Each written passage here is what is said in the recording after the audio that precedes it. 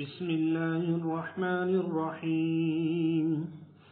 وإذ قالت الملائكة يا مريم إن الله اصطفاك وطهرك واصطفاك على نساء العالمين يا مريم اقنتي لربك واسجدي واركعي مع الراكعين ذلك من أنباء الغيب نوحيه إليك وما كنت لديهم إذ يلقون أقلامهم أيهم يكفل مريم وما كنت لديهم إذ يختصمون إذ قالت الملائكة يا مريم إن الله يبشرك بكلمة منه اسمه المسيح عيسى ابن مريم وجيها في الدنيا والآخرة ومن المقربين ويكلم الناس في المهد وكهلا ومن الصالحين قالت رب أنى يكون لي ولد ولم يمسسني بشر قال كذلك الله يخلق ما يشاء إذا قضى أمرا فإنما يقول له كن فيكون ويعلمه الكتاب والحكمة والتوراة والإنجيل ورسولا إلى بني إسرائيل أني قد جئتكم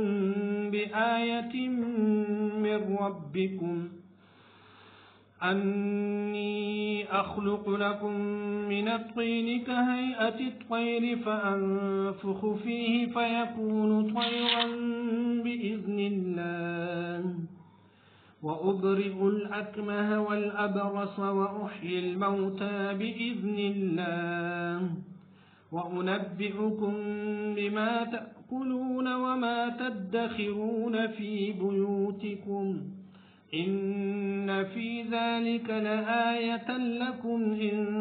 كنتم مؤمنين ومصدقا لما بين يدي من التوراة ولأحل لكم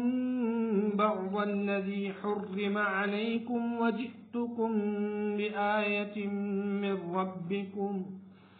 فاتقوا الله وأطيعون إن الله ربي وربكم فاعبدوه هذا صراط مستقيم فلما أحس عيسى منهم الكفر قال من أنصاري إلى الله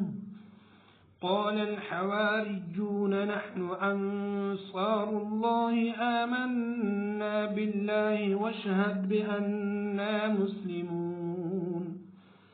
ربنا آمنا بما أنزلت واتبعنا الرسول فاكتبنا مع الشاهدين ومكروا ومكر الله والله خير الماكرين